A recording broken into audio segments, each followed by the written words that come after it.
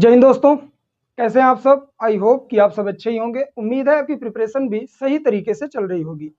मैं आशीष पांडे स्वागत करता हूं आप सभी का एक बार फिर से एक नए और शानदार वीडियो के साथ। जैसा कि आप सबको पता है, इस समय हमारी जियोग्राफी की फाउंडेशन सीरीज चल रही है, फाउंडेशन बैच चल रही है। उसके तहत आज हम लोग तीसरा लेक्चर देखने वाले हैं और इसमें हम बात करेंगे ओरिजिन ऑफ हिमालय। हिमालय की उत्पत्ति कैसे हुई, भौगोलिक कारण भी समझेंगे, सारी चीजों के बारे में विस्तृत तौर पे बात करेंगे। उम्मीद है कि मेरा ये प्रयास भी आप लोगों को पसंद आएगा। ठीक है, बात करेंगे हिमालय के बारे में। इससे पहले मैं आप लोगों को बता दूं, यदि जो नए स्टूडेंट्स आज इस वीडियो को देख रहे हैं, पुराने वीडियोस की लिंक इस वीडियो के डिस्क्रिप्शन में है, आप लोग उन्हें जरूर देख लेंगे, क्योंकि ये हमारा फाउंडेशन बैच है। स्टार्टिंग से एंड तक इसी तरीके से अनवरत चलता रहेगा और आप लोगों को इसका लाभ मिलता रहेगा। चलिए वीडियो को शुरू करेंगे। यदि आप लोग पहली बार आए हैं तो वीडियो को लास्ट तक देखिएगा। यदि लेक्चर पसंद आए तो वीडियो को लाइक, शेयर और कमेंट जरूर करिएगा। आइए बात करते हैं।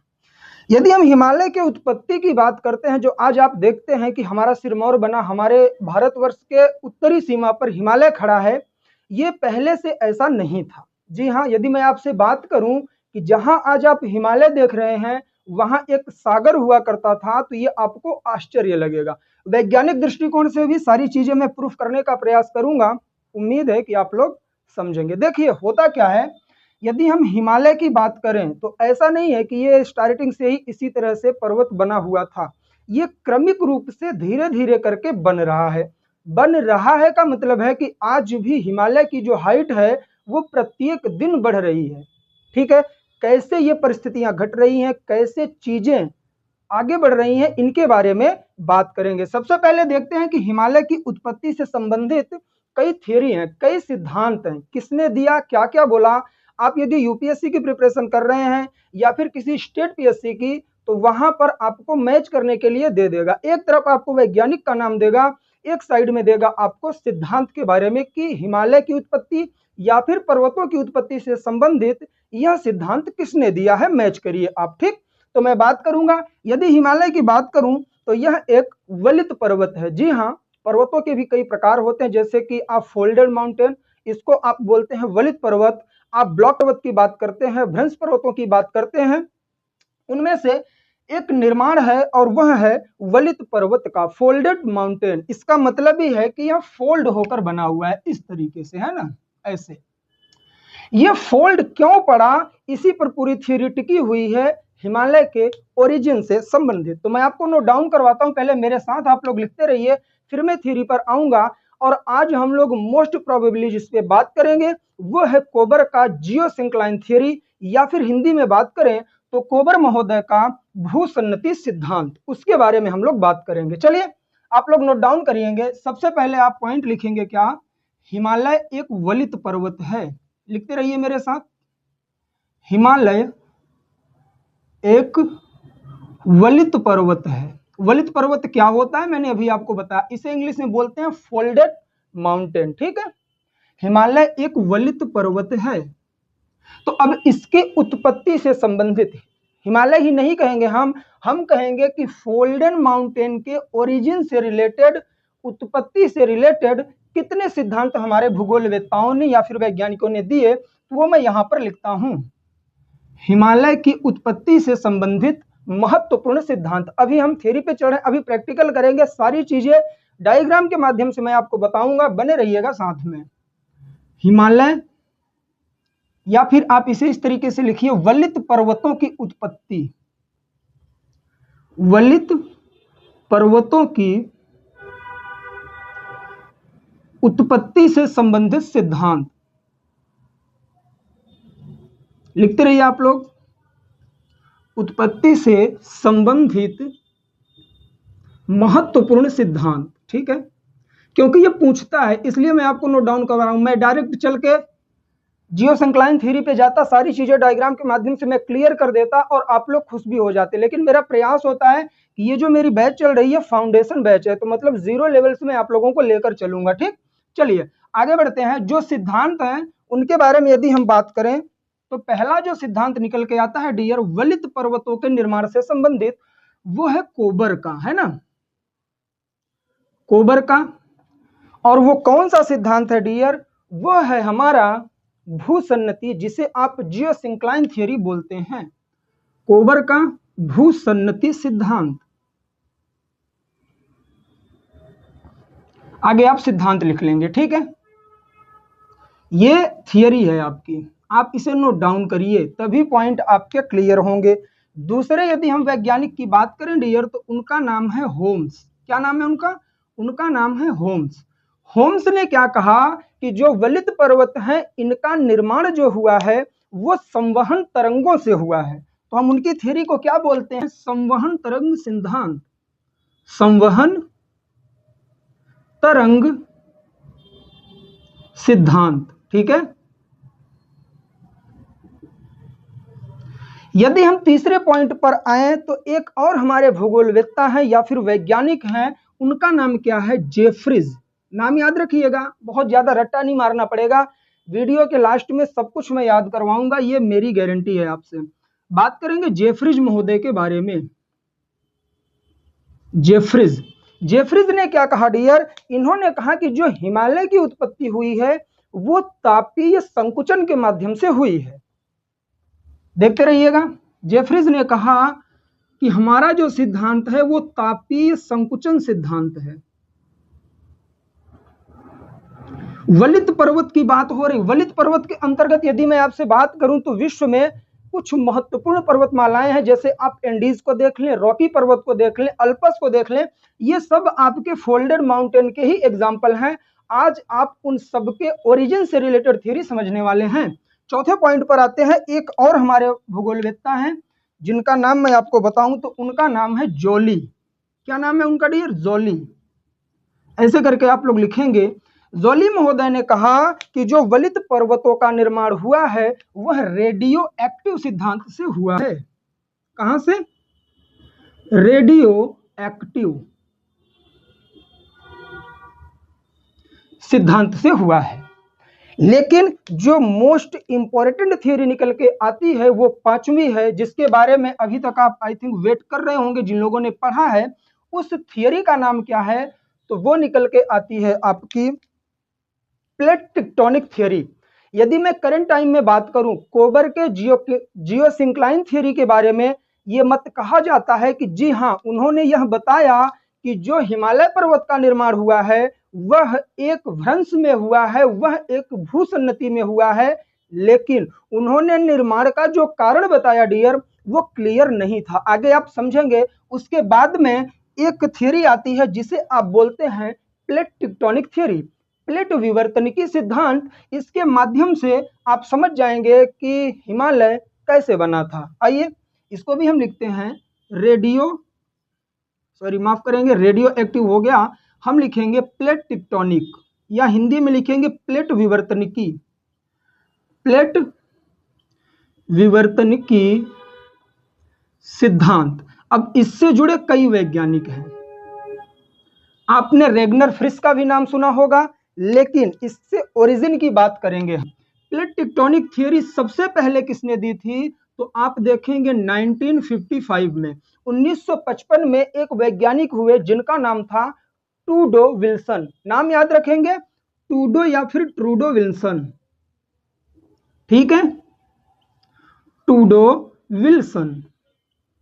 इन महोदय ने क्या किया कि प्लेट टेक्टोनिक के बारे में पहली बार बात की। फिर आगे इसमें 3 लोग और जुड़ते हैं, वो टाइम था 1967। आपको यही हमेशा देखने के लिए मिलता है कि प्लेट टेक्टोनिक थ्योरी के बारे में 1967 में 1967 में बात की गई थी। उन वैज्ञानिकों का नाम क्या है डियर? एक का नाम है मैकेंजी, एक मिलेंगे आपको मॉर्गन, और एक मिलेंगे आपको पार्कर, ठीक है। आगे चल के रेगनर फ्रिस भी जुड़ेंगे। देखिए, जो प्लेट टेक्टोनिक थ्योरी है इसका स्पेशल वीडियो होगा, वो हिमालय की उत्पत्ति से संबंधित नहीं होगा, जिसमें आप पढ़ेंगे अभी सारी प्लेटें, संकुचित स्थान, बॉर्डर, सबके बारे में मैं बात करूंगा।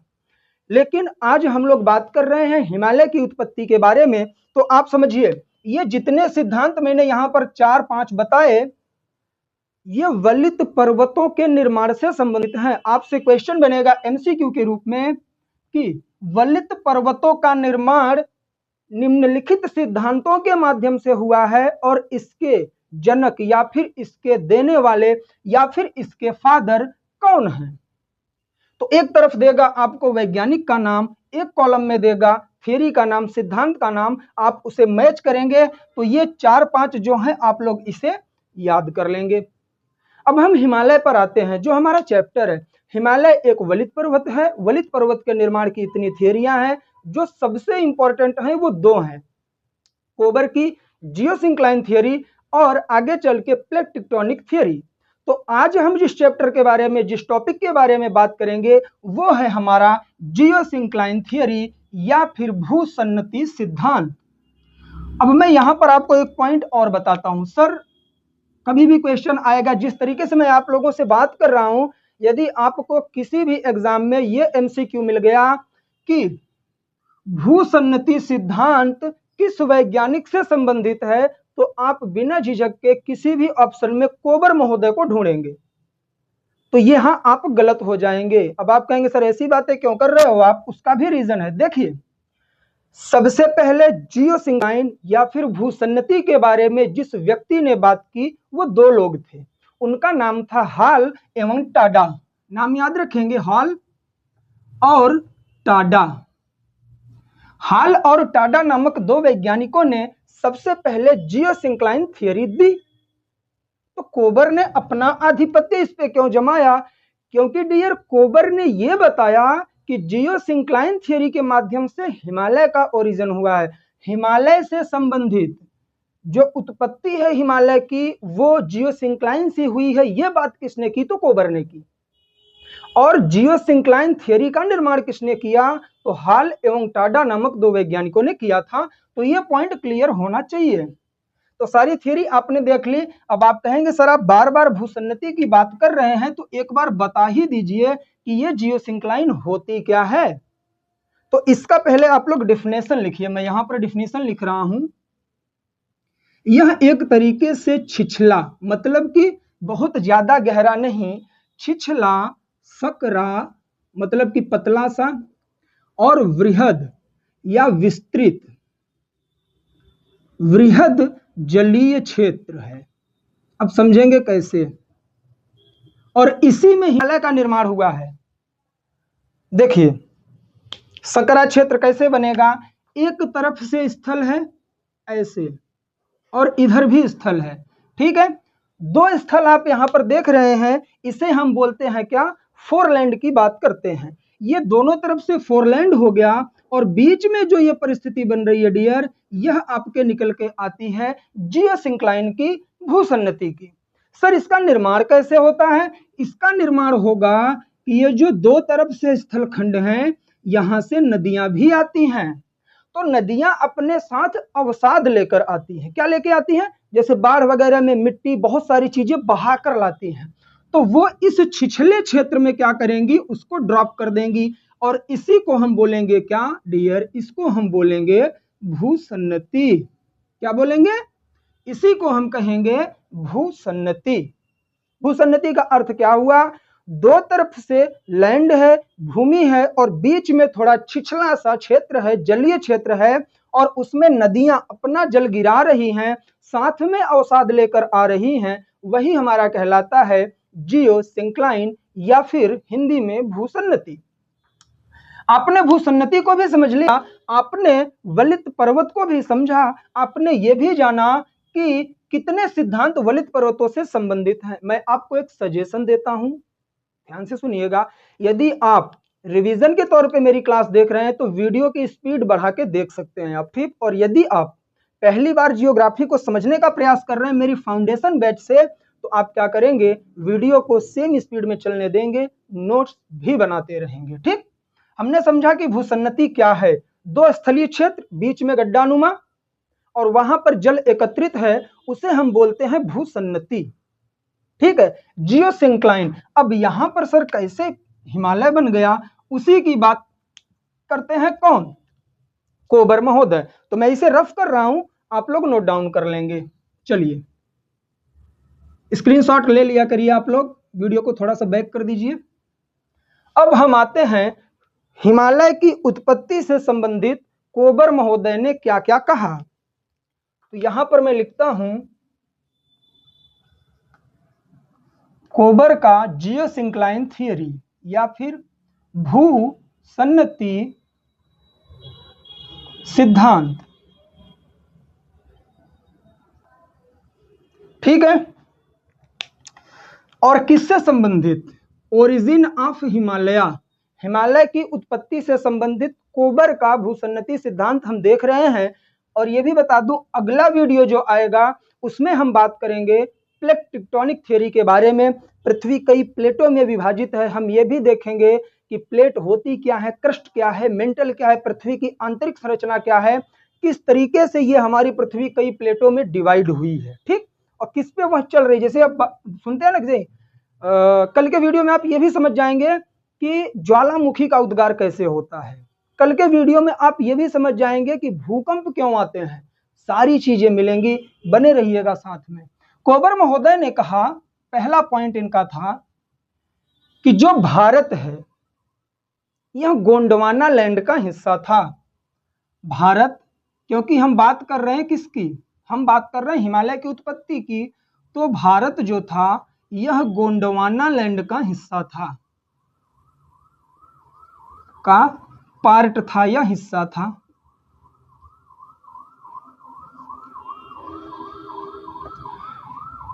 और गोंडवाना लैंड आके अंगारा लैंड से टकराएगा। अंगारा लैंड से टकराने के बाद वहां एक भूसन्नति है जिसमें नदियां अपना अवसाद लाके जमा करेंगी और वही अवसाद फिर वलित होकर फोल्ड होकर क्या हो जाएगा, हिमालय बन जाएगा। तो अब मैं थ्योरी नहीं लिखने वाला, अब मैं आता हूं प्रैक्टिकल पे। आप लोग अपने से बना के लिख लेंगे जब मैं ये क्लियर कर दूंगा। सर ये गोंडवाना लैंड है क्या? आइए, ये प्लेट टेक्टोनिक में भी मैं आपको बताऊंगा। पहले आज जो हमारी ये पृथ्वी देख रहे हैं, 7 कॉन्टिनेंट देख रहे हैं, ये पूरा एक ही लैंड हुआ करता था इस तरीके से। ठीक,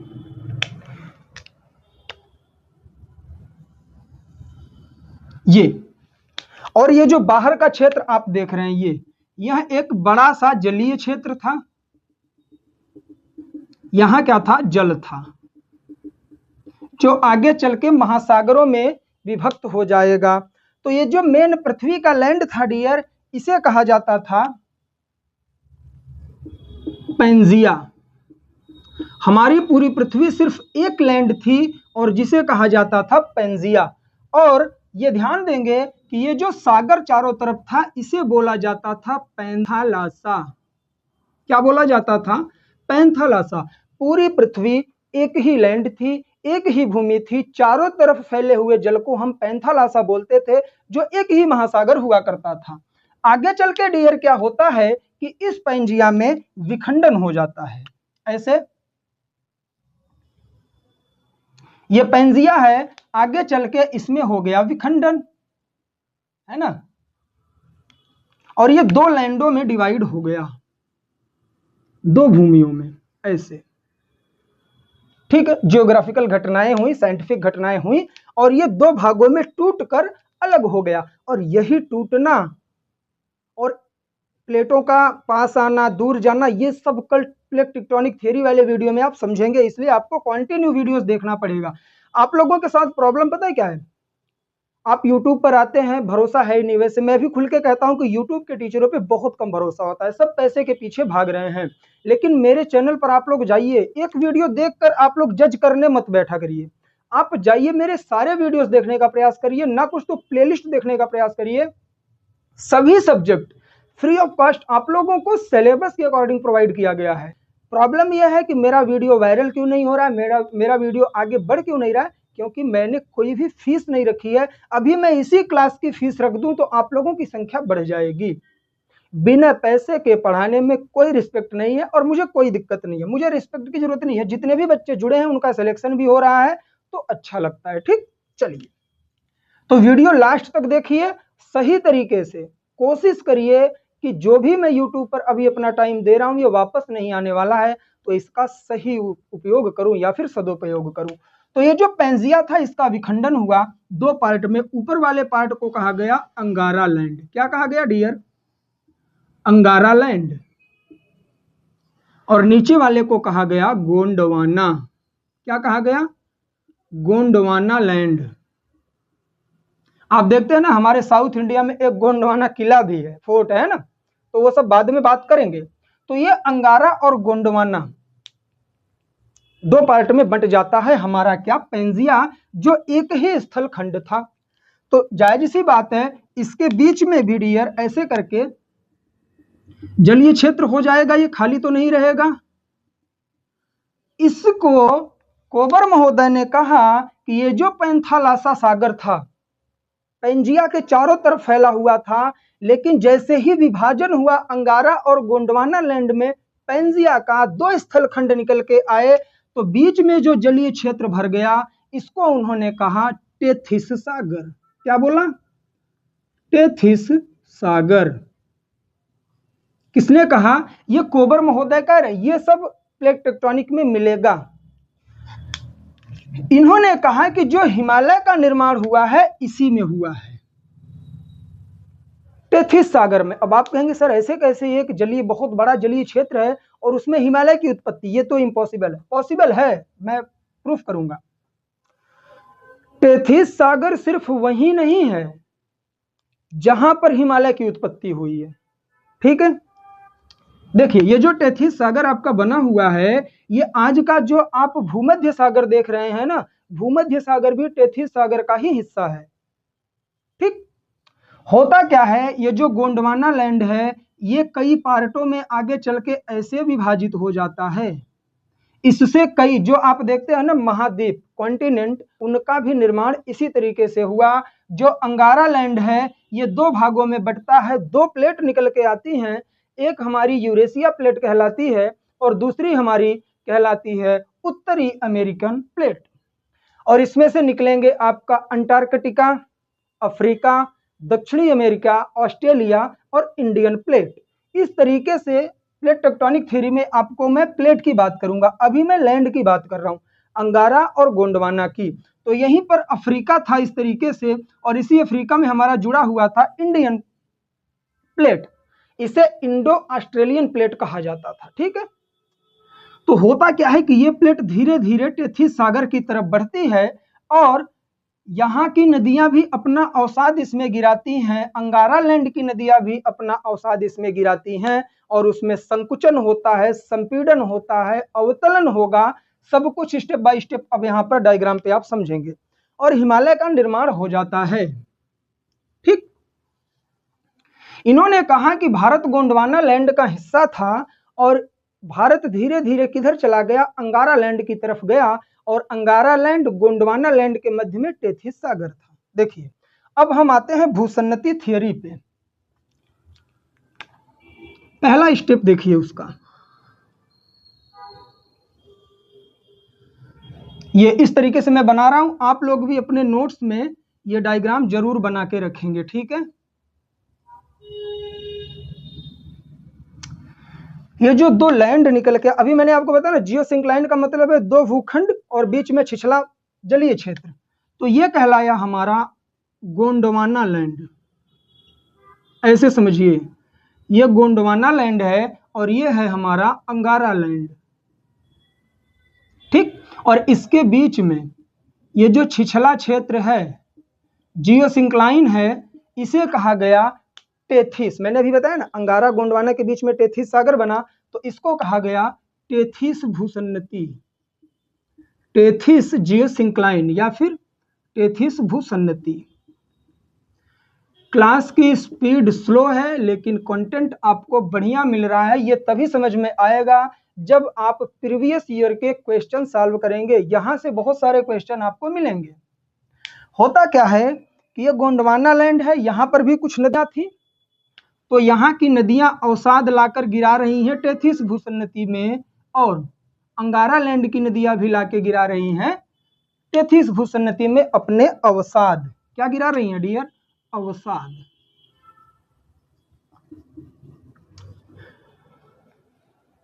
तो यहीं पर कोबर के भूसन्नति सिद्धांत को चैलेंज करता है क्या?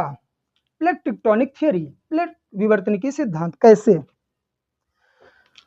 कोबर महोदय कहते हैं कि ये जो नदियां अपना अवसाद लाकर गिरा रही हैं टेथिस सागर में, उसका भार बढ़ जाता है और इस भूसन्नति में अवतलन हो जाता है।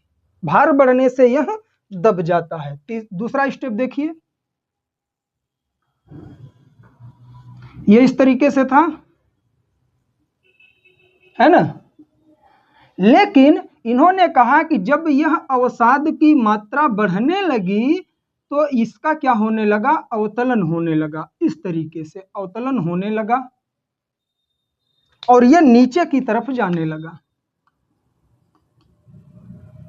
यहीं पर प्लेट टेक्टोनिक थ्योरी इन्हें गलत प्रूफ करने की कोशिश करता है कि कितना भी अवसाद हो उसके भार से अवतलन तो नहीं हो सकता, धंसेगा तो नहीं भूसन्नति।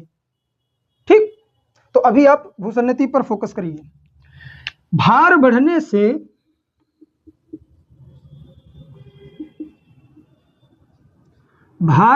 से अवतलन हो गया। अवतलन का मतलब यह नीचे की तरफ खिसक गया। ठीक, अब देखिएगा, यहां बनाता हूं मैं तीसरा, मैं ऐसे पॉइंट आउट इसे कर रहा हूं। दूसरा, अब यहां पर बनाऊंगा मैं तीसरा, और ये इंपॉर्टेंट और लास्ट डायग्राम होगा। ठीक है, देखिए,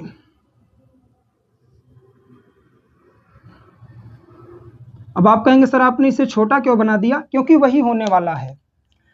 जब इसमें दबाव बढ़ा, ठीक है, ये नीचे की तरफ गया, तो कोबर महोदय के अनुसार ये जो दोनों फोरलैंड थे, जिसे अग्रभूमि उन्होंने कहा, वो आपस में करीब आने लगे, संकुचन होने लगा उनमें। क्या हुआ डियर, उनमें हुआ संकुचन इस तरीके से, और ये संकुचित होने लगा, जो विस्तृत था सिकुड़ने लगा। और जब यह सिकुड़ा, ध्यान से देखिए, यहां अवसाद भरा हुआ था और जब यह सिकुड़ने लगा तो वो फोल्ड हुआ ऊपर। ऐसा नहीं कि एक बार में, कई हजारों करोड़ों वर्ष लगे हैं इसको फोल्ड होने में। तो ये जो इंडियन प्लेट थी और ये जो यूरेशियन प्लेट थी, या फिर इसे आप चाइना कह दीजिए अब, क्योंकि हम हिमालय को पढ़ रहे हैं, तो यहां पर फोल्ड होने लगा। ये अवसाद इस तरीके से ऊपर जाने लगा, फिर नीचे, फिर ऊपर, फिर नीचे, फिर ऐसे करने लगा। बीच में क्या हुआ कि जो ऊपर नहीं उठ पाया, कुछ ही ऊपर जाके रुक गया। फिर इस साइड में भी पर्वतों का निर्माण हो गया। मतलब ये जो अवसाद भरा हुआ था, इसी अवसाद के माध्यम से निर्माण हो गया पर्वतों का। ये कौन कह रहा है, ये कोबर का भूसन्नति सिद्धांत कह रहा है। तो जो इंडिया है, भारत है, भारत की तरफ क्या होता है, भारत की तरफ निर्माण होता है हिमालय का। चाइना की तरफ निर्माण होता है कुनलुन श्रेणी का। याद रखेंगे, कुनलुन पर्वत श्रेणी जो है वह कहां पाई जाती है, चाइना में। लेकिन ये जो मध्य भाग था, इसे हम मध्य पिंड बोलते हैं। मध्य पिंड बना तिब्बत का पठार। क्या बना, टिबेटन प्लेटू, तिब्बत का पठार। ठीक है, तीन तरह की आकृतियां निकल के आई। अंगारा लैंड की तरफ कुनलुन श्रेणी बन गई, और इंडियन प्लेट की तरफ या फिर गोंडवाना लैंड की तरफ बन गया हिमालय, और बीच में बन गया तिब्बत का पठार। क्योंकि इन्होंने जो तीसरा अपना पॉइंट कहा, इन्होंने कहा कि जब अवसाद का क्या हुआ, वलन हुआ, वह वलित हुआ, फोल्ड हुआ, तो एक ही शेप में नहीं हुआ। कहीं पहाड़ बन गए, कहीं पठार बन गया, जहां ज्यादा नहीं उठ पाया, फिर कहीं पहाड़ पठार, इस तरीके से। इसी को वलन बोलते हैं। मैंने स्टार्टिंग बताया ना, ये है वलन, फोल्ड इस तरीके से पड़ता है। तो आप देखते हैं, इसको बोलते हैं पर्वत, और इसको बोलते हैं क्या, घाटी। जैसे आप पढ़ते हैं कश्मीर की घाटी, दून की घाटी, ये सब मैं अगले वीडियो में बताऊंगा। तो ये जो हिमालय देख रहे हैं ना, ये तीन चीज मैंने यहाँ पर क्यों बना, ये आपकी शिवालिक श्रेणी हो गई, ये आपका मध्य हिमालय हो गया, और ये आपका हो गया ग्रेट हिमालय। ठीक है, और इसके बीच में ये घाटियां हैं, कश्मीर घाटी और आपकी दून घाटी, जहां देहरादून वगैरह होते हैं। ठीक है, तो इनका कहना था कि इस तरीके से हिमालय का निर्माण हुआ। अब मैं यदि साफ शब्दों में आपसे बात करूं, आपसे पूछता है कि ये जो तिब्बत का पठार है, यह कैसा पठार है, तो इसको आप बोलते हैं अंतर पर्वतीय पठार। क्योंकि दो पर्वतों के मध्य में है। कुछ पॉइंट रह गए हैं, वो मैं रिवीजन के तौर पे आपका करवाता हूं, सुनिएगा मुझे ध्यान से 2 मिनट। हिमालय एक वलित पर्वत है। वलित पर्वत के निर्माण से संबंधित कुछ सिद्धांत दिए गए जो मैच करने के लिए एग्जाम में पूछे जाते हैं। 4 सिद्धांत इंपॉर्टेंट हैं। कोबर का भूसन्नति सिद्धांत। कोबर से पहले भूसन्नति के बारे में बात किसने की? तो हाल एवं टाडा नामक 2 वैज्ञानिकों ने। दूसरा सिद्धांत आता है होम्स का, जो है संवहन तरंग सिद्धांत। तीसरा जेफ्रीज महोदय का आता है, जिसे आप बोलते हैं तापीय संकुचन सिद्धांत। चौथा जॉली नामक वैज्ञानिक हैं, उनका है रेडियो एक्टिव सिद्धांत। पांचवा है प्लेट टेक्टोनिक थियरी। सबसे पहले 1955 में टूडो विल्सन नामक वैज्ञानिक ने प्लेट टेक्टोनिक थियरी के बारे में बताया। आगे चल के 1967 में मैकेंजी, मॉर्गन और पार्कर नामक 3 वैज्ञानिक और जुड़ते हैं। इससे हिमालय की उत्पत्ति से संबंधित 2 महत्वपूर्ण थियरियां हैं, एक जियोसिंक्लाइन थियरी और एक है plate tectonic theory. Geosyncline theory में सबसे पहले हमने बात किया जियोसिंक्लाइन है क्या, भूसन्नति क्या है। तो 2 स्थलखंड के बीच में इस तरीके से छिछला हुआ संकरा जलीय क्षेत्र, वो जियोसिंक्लाइन या फिर भूसन्नति कहलाता है। कोबर महोदय ने कहा कि भूसन्नति सिद्धांत के अनुसार भारत जो था वह गोंडवाना लैंड का हिस्सा था। गोंडवाना लैंड कैसे बना? तो आज की जो हमारी पृथ्वी है, पहले यह केवल एक ही शेप में थी, जिसे हम पैंजिया बोलते थे। चारों तरफ फैले हुए जलीय क्षेत्र को पैंथालासा कहा। पैंजिया का विखंडन हुआ, अंगारा और गोंडवाना 2 लैंड में, इन्हीं से महाद्वीपों का निर्माण हुआ। और जो पैंथालासा आपका सागर था, इसी से आगे चल के प्रशांत, अटलांटिक, हिंद, आर्कटिक, इन सारे महासागरों का निर्माण होगा। तो जो गोंडवाना लैंड नीचे वाला था, उसमें से भी कई महाद्वीप निकले। उसमें से एक था अफ्रीका कॉन्टिनेंट। अफ्रीका से ही जुड़ा हुआ था हमारा भारतीय या फिर इंडो ऑस्ट्रेलियाई प्लेट। यह प्लेट बढ़ती है अंगारा लैंड की तरफ, जहां पर टेथिस सागर का निर्माण हो चुका है। और जब ये दोनों प्लेट करीब आती हैं तो एक भूसन्नति का रूप ले लेता है। धीरे धीरे करके क्या होता है, दोनों अंगारा और गोंडवाना लैंड की नदियां अपना अवसाद टेथिस भूसन्नति में गिराती हैं। और वो टेथिस भूसन्नति जो थी, धीरे धीरे भारी होने की वजह से, वजन ज्यादा होने के अनुसार, ये जियोसिंक्लाइन थियरी कह रही है कि उसमें वजन बढ़ता है और उसका अवतरण हो जाता है, वह नीचे की तरफ चला जाता है। और आगे चल के जो दोनों अग्रभूमि थी या फिर फोरलैंड थे, अंगारा गोंडवाना, सिकुड़ने लगे। जैसे ही यह सिकुड़े, दबाव पड़ा, तो वो जो अवसाद था उसमें वलन पड़ गया, उसमें फोल्ड हुआ और वहां निर्माण हो गया हिमालय पर्वत का। हिमालय पर्वत, तिब्बत का पठार, कुनलुन श्रेणी, ये सब के सब क्या हैं, भूसन्नति सिद्धांत के अंतर्गत इस तरीके से इनका निर्माण हुआ। आज के वीडियो में हमने पूरा यही समझा। अगले वीडियो में हम बात करेंगे सबसे इंपॉर्टेंट और valid theory, plate tectonic theory के बारे में। चैप्टर भी यही होगा, हिमालय की उत्पत्ति, लेकिन किस प्रकार से, प्लेट टेक्टोनिक थियरी के माध्यम से, जो पूरी तरह से वैलिड है। देखिए होता क्या है ना, आपसे क्वेश्चन मेंस में बन जाता है कि कोबर द्वारा दिए गए भूसन्नति सिद्धांत की आलोचनात्मक मूल्यांकन कीजिए या फिर विवेचना कीजिए। आलोचनात्मक मूल्यांकन का मतलब यह है कि पहले इनकी खूबियां बताइए, ठीक है, इन्होंने क्या दिया हमें। जैसे आप प्लेट टेक्टोनिक पढ़ेंगे तो उसमें भी मैं बताऊंगा, पैंजिया पैंथालासा के बारे में बात करूंगा, मैं टेथिस के बारे में भी बात करूंगा। तो उपलब्धियों को नहीं भूलना चाहिए, ठीक है। फिर यह हमें देखना पड़ेगा कि प्लेट टेक्टोनिक इन्हें गलत कहां प्रूफ करता है, तो वो यहां पर जो भार इन्होंने कहा कि बढ़ गया, और इसके वजह से जो फोरलैंड थे वो आपस में करीब आने लग गए और इस वजह से वलन पड़ गया। लेकिन प्लेट टेक्टोनिक कहती है कि कई प्लेटें एक दूसरे के करीब आ रही हैं, जैसे कि इंडो ऑस्ट्रेलियन प्लेट और यूरेशिया प्लेट, उसके मध्य में हिमालय का निर्माण हुआ है। सब कुछ समझेंगे। देखिए कई बार ये होता है ना, आलोचना शब्द सुनते ही ना आप लोगों के माइंड में आ जाता है कि बुराइयां करनी है। आलोचना आजकल बहुत ज्यादा फेमस हो गया, क्रिटिसाइज करना किसी को भी। क्रिटिसाइज करिए लेकिन लिमिट में। आप यदि यूपीएससी के एस्पिरेंट्स हैं और आलोचना नामक शब्द आपके कानों में पड़ता है, तो इसका मतलब है कि आप उसका मूल्यांकन करना है। आपको उसका मूल्यांकन मतलब कि आपको अच्छाइयां भी बतानी है, फिर उनकी बुराइयों पर काम करना है। आपको कमियों को बताइए, बुराई मत करिए उनकी, ठीक है।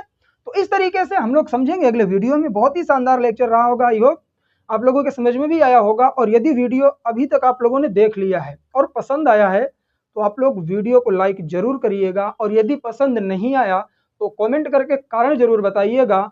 और जो तीसरी चीज है, आप मेरा टेलीग्राम का ग्रुप भी ज्वाइन कर सकते हैं, जिसकी लिंक इस वीडियो के डिस्क्रिप्शन में है।